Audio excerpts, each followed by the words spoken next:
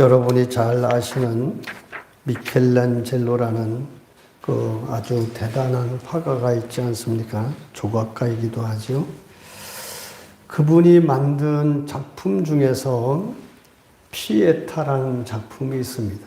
근데 이 피에타라는 것은 십자가에 달려 돌아가신 예수님을, 그 예수님의 죽은 시신을 모친인 마리아가 안고 있는 모습을 새긴 조각품입니다. 조각 미술품인데 이것이 피에타라고 하는데요.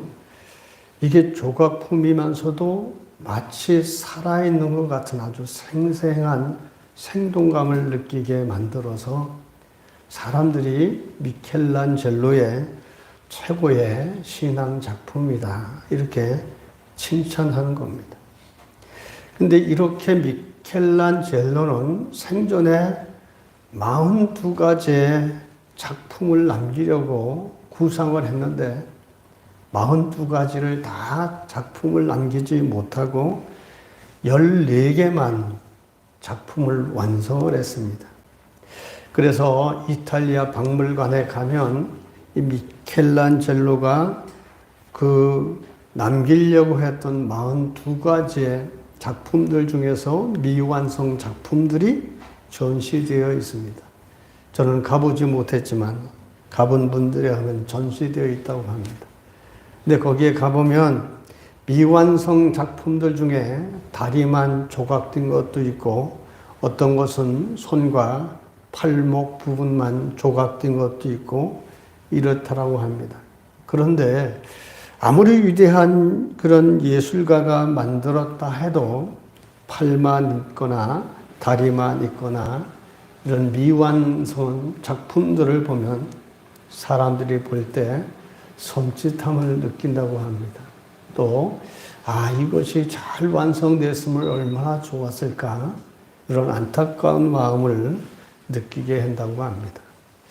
이런 미완성 미술품에 대해서 이런 조각품에 대해서 말씀을 나누는가 하면 미완성 이런 미술품도 보는 이들에게 안타까움과 또 손짓함을 남기는 것처럼 우리 인생들도 그렇다는 겁니다. 완성된 인생이 있고 미완성으로 살아가는 인생들이 있죠. 미완성의 사람, 하나님의 사람으로 완성된 인생을 살지 못하고 미완성으로 살아가는 사람들이 참으로 많습니다.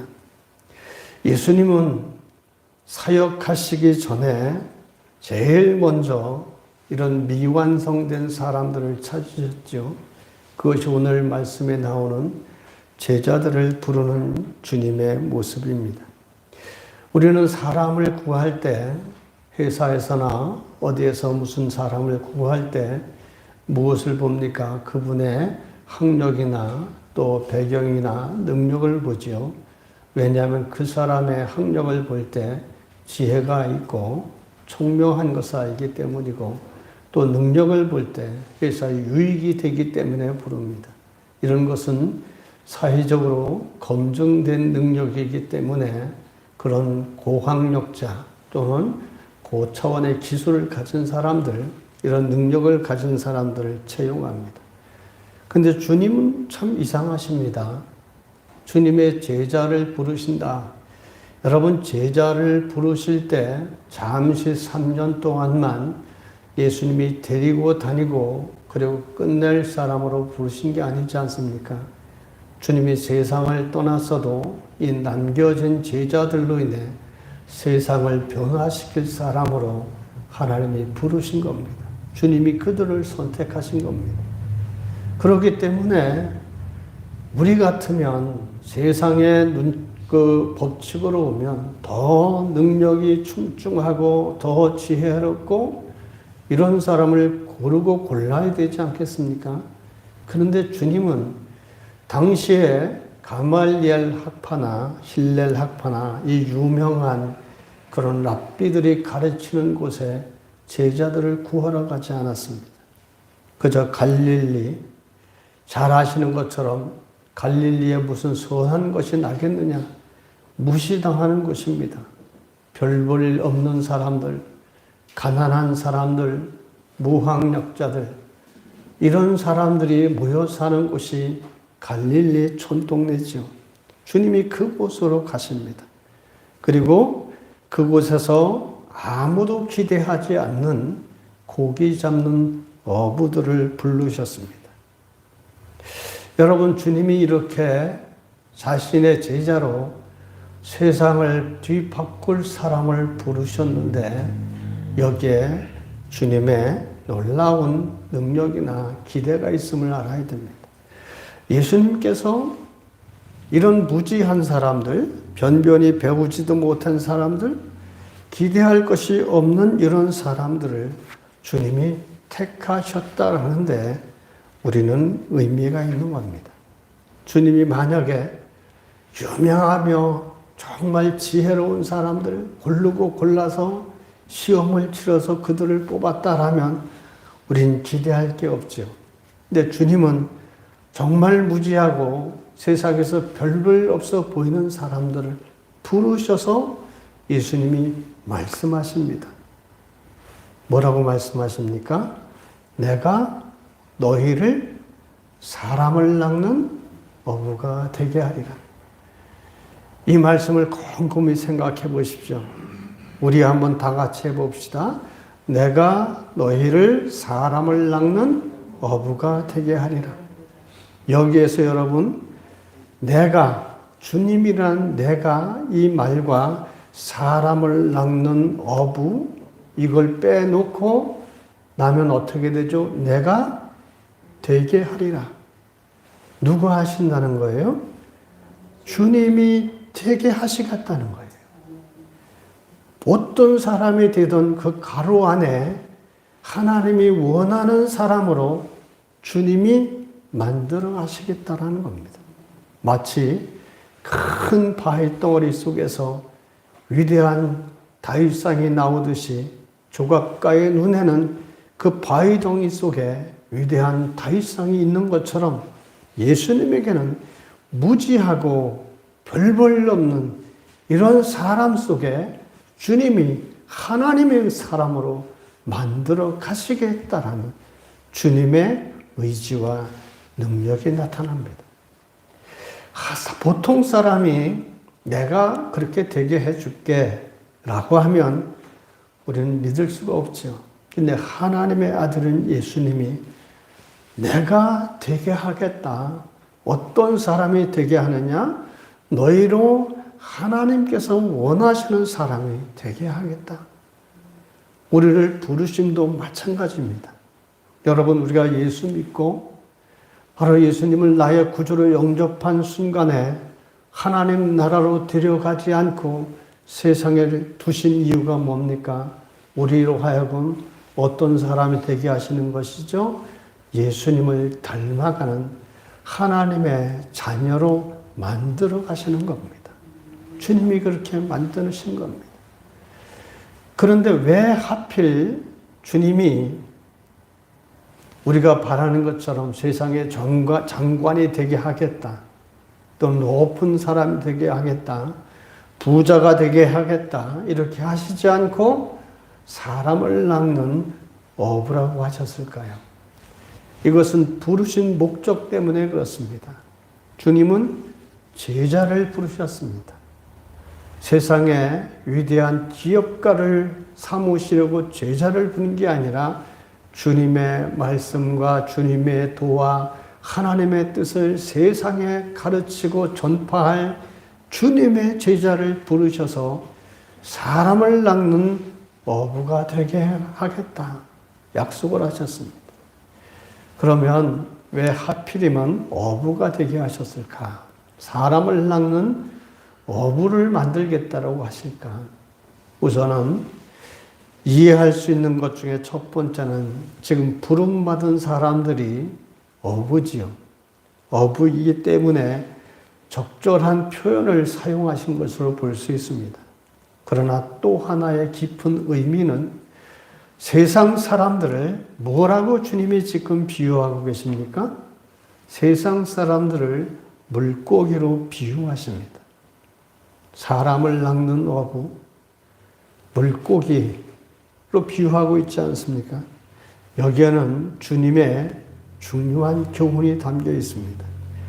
여러분, 바다의 고기들의 특징이 뭘까요? 고기들의 특징은 그냥 물의 흐름을 따라서, 온수와 냉수를 따라서 움직이고 먹이를 따라 움직입니다. 이것이 본능적입니다. 본능적으로 냉유와 온유를 따라서, 한유와 온유를 따라서 고깃떼들이 움직이고 먹이 있는 곳을 따라가는 것이 본능입니다. 이런 본능을 따라 살아가는 물고기처럼 세상 사람들이 그렇다라는 겁니다. 세상의 흐름에 따라 몸을 맡기고 본능적으로 먹고 싶으면 그냥 아무거나 먹고 사는 사람들, 떼지어 다니며 남들이 하면 그것이 옳은지 그른지도 모르고 따라서 하는 그런 사람들, 정치 노름에 빠져서 옳은지 그른지도 모르고 하는 여러 사람들이 얼마나 많습니까?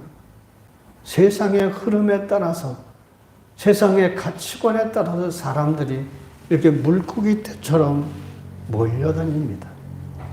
이런 사람들을 건지시기 위해서 어부로 만들겠다는 겁니다. 세상에 이런 사람들을 구원해내기 위해서 사람을 낚는 어부를 만드시겠다. 물고기처럼 떼를 지어 세상을 쫓는 사람들을, 그들을 천국을 향해 가는 사람들로 바꿔 놓으시려는 의도가 바로 사람을 낚는 어부라는 이 말씀 속에 담겨 있음을 알아야 됩니다. 우리는 이 세상의 죄악의 바다에서 허덕이는 사람들을 건져내야 하는 사명을 받은 그런 사람들입니다. 우리는 나 하나만 구원받음으로 만족해서는 안 되죠. 복음이 나에게서 멈춰지지 않고 나를 통해서, 나의 삶과 나의 언어 활동을 통해서 또 다른 이들에게 전파되어져야 되는 겁니다. 여러분 생각해 보십시오. 하나님 나라에 가서 나 때문에 누가 구원받은 사람이 있다면 얼마나 영광스럽고 감사한 일입니까? 수많은 천군 천사가 모여있는 앞에 주님이 누구를 불렀을 때 너는 어떻게 예수 믿게 되었느냐? 네, 우리 박만태 장로님이 나를 전도해서 예수님을 믿게 됐습니다. 이렇게 될 거 아닙니까? 그 얼마나 영화롭고 놀라운 영광을 돌리는 일입니까? 우리를 통해서 이런 세상의 많은 물고기처럼 이리저리 휩쓸리며 사는 사람들을 우리는 구원할 그 책임과 사명이 우리에게 있음을 잊어서는 안 됩니다. 주님이 나를 따라와라. 내가 사람을 낚는 어부가 스스로 되라 하시지 않고 내가 너희를 사람을 낚는 어부가 되게 하겠다. 주님이 그렇게 우리를 만들어 주신다고 했습니다. 주님은 이 세상에 이렇게 되게 하기 위해서 오셨지요. 멸망의 그늘이 덮여진 세상을 구원하시기 위해서, 이 세상을 복되게 하기 위해서, 사람을 하나님의 사람으로 바로 되게 만들기 위해서, 주의 일을 잘 되게 하기 위해서 무엇이든지 하나님이 원하시는 대로 되게 하시기 위해서 이 세상에 오신 겁니다. 그래서 예수님과 함께한 사람들은 성경에 보면 어떻습니까? 그리고 오늘날 우리 곁에서 신앙생활 하시는 분들을 보시면 아시지 않습니까? 예수님과 함께한 모든 사람들을 보면 하나님이 원하시는 사람들로 변화되었고 만들어졌습니다. 성도 여러분, 우리 자신과 미래를 하나님께서 원하시는 대로 우리도 그렇게 돼야 되지 않겠습니까? 나를 부르신 하나님의 목적, 나를 하나님의 사람으로 만드시려는 그 일에 동참해서 우리도 그런 사람이 되어야 되지 않겠습니까? 그렇게 되려면 주님이 부르셨을 때 제자들이 반응하여 주님께 나아왔던 것처럼 우리에게 말씀하시고 우리가 가르치시고 우리를 부르실 때 우리가 따르는 이 순종, 반응이 있어야 됩니다. 아무리 주님이 말씀을 하셔도요, 듣지 않으면 아무 소용 없습니다. 여러분, 하나님의 역사는 듣는 데서 그치지 않고 듣고 믿음으로 행할 때 하나님의 역사가 일어납니다. 그것이 말씀에 살아있는 역사를 이루는 겁니다. 그러면 우리가 주님이 우리를 부르실 때 우리는 주님이 우리를 되게 하시려고 부르실 때 우리가 어떻게 해야 될까? 세 가지만 생각해 보자고 합니다. 첫째로 여러분, 주님이 부르실 때 우리는 주님을 따라야 됩니다. 이것은 순종이라고 할 수 있죠.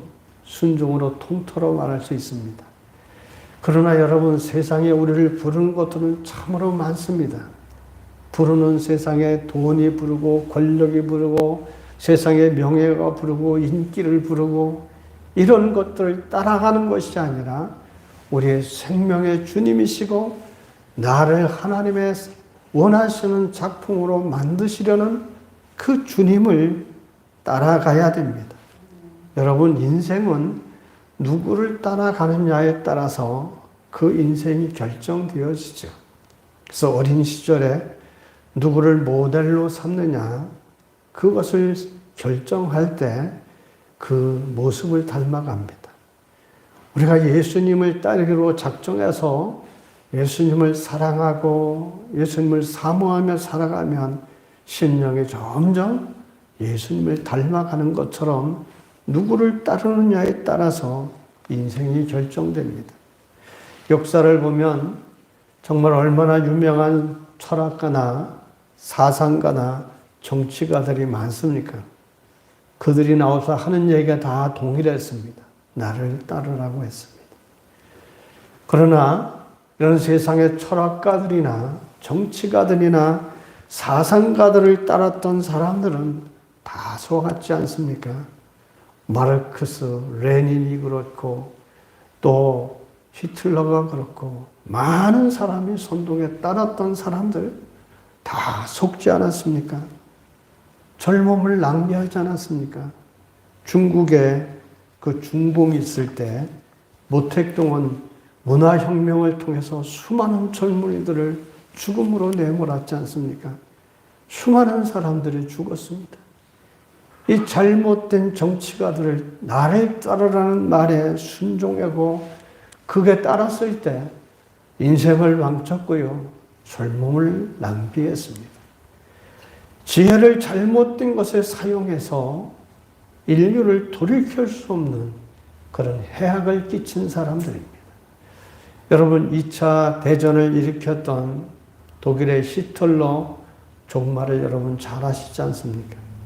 어찌 히틀러뿐이겠습니까? 많은 사람들이 이런 잘못된 사상에 빠져서 인생을 망칩니다. 현실적으로 우리는 남북 분단의 상황에 있죠. 엄연히 북한에는 핵폭탄을 만들어서 우리를 위협하는 김일성, 김정은 1 이게 다 있습니다. 이 사람들을 추종하면 어떻게 될까요? 인생 망칩니다. 인류에게 해를 끼칩니다. 이런 사람들에게 속아서 인생을 망치고 깨달은 사람들이 탈북하고 있지 않습니까? 여러분, 그래서 정신을 바짝 차려야 되는 것이 우리 기독교인입니다. 기독교가 정말 하나님의 자유에 하나님의 그 온 인류를 평등케 하시며 사랑하시는 이런 하나님의 뜻에 입각해서 정말 바른 일꾼을 뽑아야 되죠. 이 나라에 이번 총선이 이제 곧 다가오지 않습니까? 제도적 허점을 이용해서 이런 북한 사상을 추종하는 이런 집단들이 이제 제도적으로 국회의원이 될 수 있는 길이 열려 있습니다. 최소한 10명, 14, 5명 이상이 지금 국회의원에 들어오는 길이 열려 있습니다. 이런데 현혹돼서 따라가면 결국 나라를 망칩니다. 그렇기 때문에 우리는 내가 지금 따라가고 있는 것이 누구를 쫓고 있고 무엇을 위해 따라가고 있는가를 잘 생각해야 됩니다. 육신의 정욕을 따라가는 것은 순간의 쾌락만 따르는 것이죠. 이런 것을 따라가면 그 종점은 결국 잘못된 곳으로 갑니다. 여러분, 우리가 우리 인생이 정말 잘 되기를 원하십니까? 그런데 우리의 능력이 부족합니까? 지혜가 부족하다면 우리가 예수님을 따라가야 됩니다. 그러면 하나님께서 원하시는 사람이 됩니다.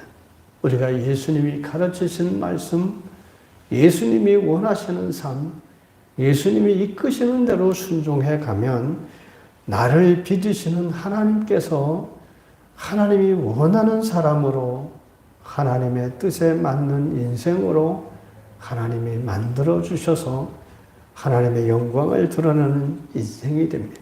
모두 예수님을 끝까지 잘 따르셔서 이런 주님이 빚으시는, 주님이 만드시는 그런 아름다운 인생 되시길 주님 이름으로 축원합니다. 두 번째로 우리가 이런 하나님이 만드시는 사람이 되려면 우리가 버려야 될 것은 버려야 됩니다. 오늘 말씀에도 보면 베드로와 안드레를 예수님이 따라오라고 했을 때 그들은 그물을 버리고 예수님을 따라갔죠. 야고보와 그 형제 요한도 배를 버려두고 주님을 쫓아갔습니다. 어부들에게 있어서 배와 그물을 버린다라는 것은 모든 것을 포기하는 것을 의미합니다. 하나님께서 원하시는 사람이 되게 하기 위해서 모든 것을 포기할 때 예수님은 그들을 책임져 주셨습니다. 예수님은 그들의 모든 것이 또한 되어 주셨습니다. 그들이 배를 버렸지만 예수님은 그들을 천국으로 데려가셨고 그물을 버렸지만 그들에게 생명의 떡을 주셨습니다.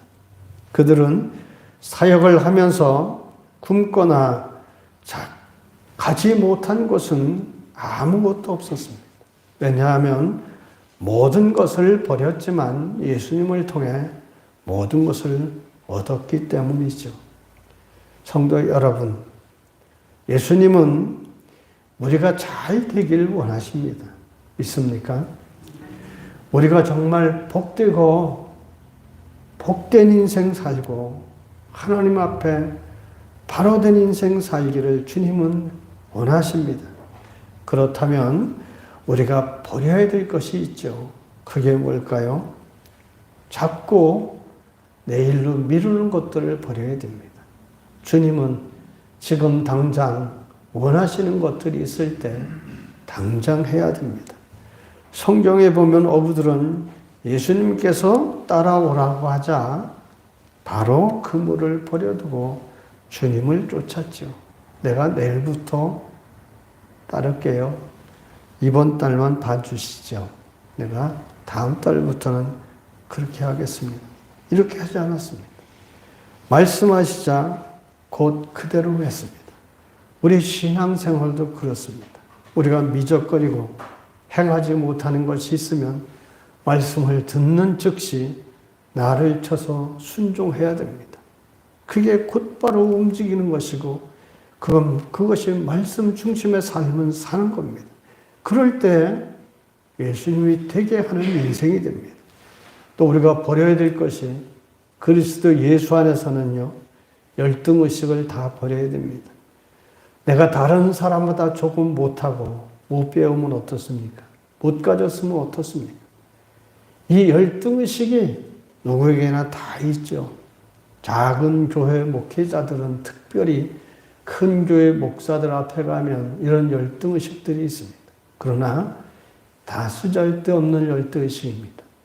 하나님은 어떤 사람에겐 5달란트를 주시고 어떤 에겐 2달란트를 주고 어떤 에겐 1달란트 줬습니다.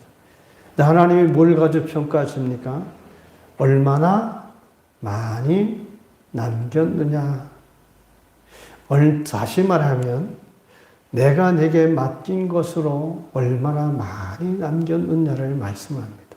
즉 1달란트 받은 사람이라도 그가 열심히 하나님께 맡겨진 일에 최선을 다했으면 마태복음 25장 21절 23절 말씀이 1달란트 받은 사람에게도 똑같이 적용될 겁니다. 주님이 뭐라고 하셨나요? 5달란트나 2달란트나 1달란트를 가리켜서 다 똑같이 작은 것이라고 했습니다. 사람들이 볼 때는 5달란트가 많지요. 1달란트는 아주 적은 것이죠. 세상이 볼 때는 그렇습니다. 수십만 모이는 곳하고 4~5명 모이는 곳하고 당연히 세상이 볼 때는 크고 작음이 있습니다. 그러나 하나님께는 다 작은 것에 불과합니다. 이 맡겨진 일에, 주어진 일에 얼마나 성실과 신실함으로 그 일을 감당해내느냐, 그것을 주님이 보시는 것이죠.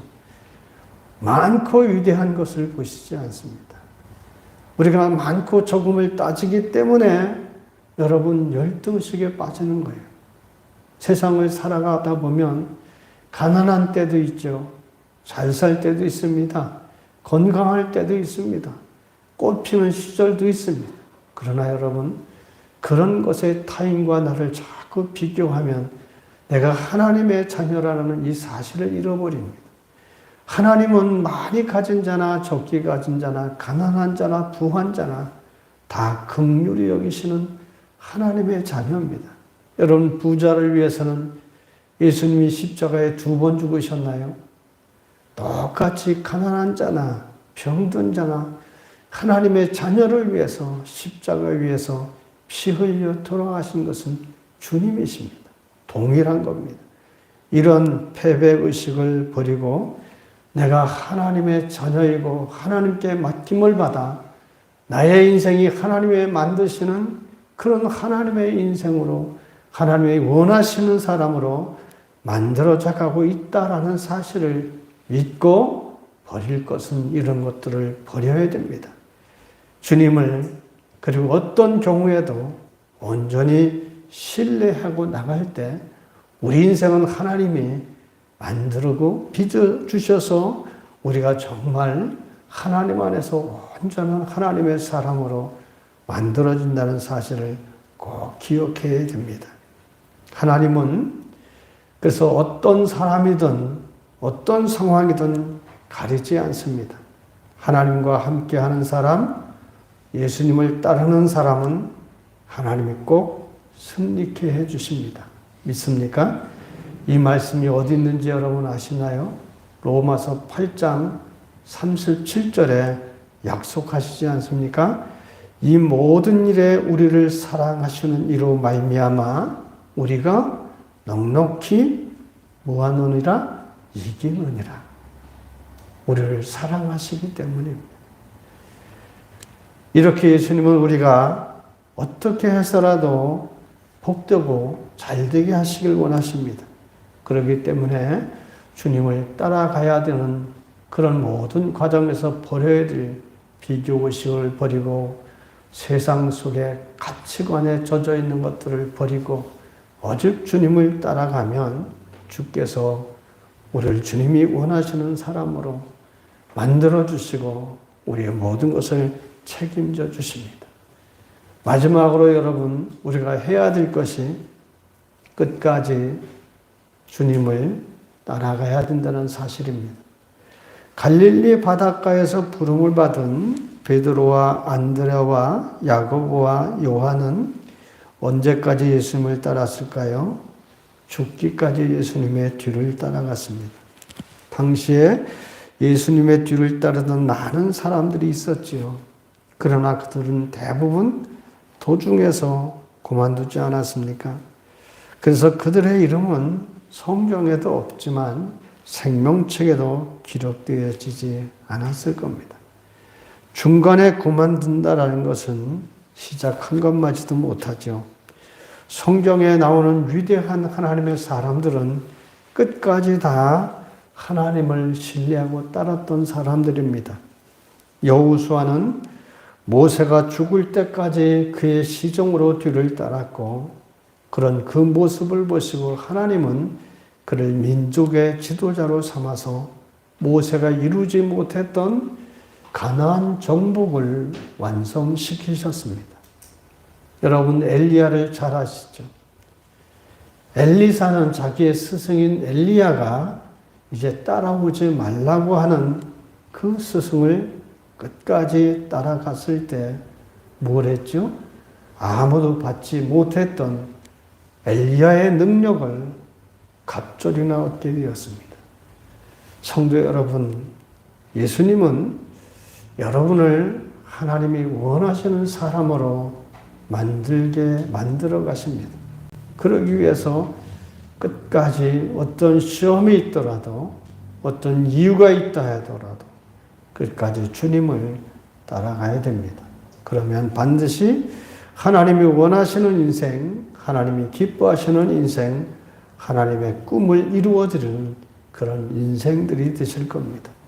우리 모두 주님을 따르고, 그리고 우리의 모든 잘못된 생각이나 가치관을 버리고 끝까지 주님을 따라서 주님이 빚어주시는 복되고 아름다운 인생, 하나님의 영광을 돌리는 인생 다 되시길 주의 이름으로 축원합니다. 아멘. 자비로우신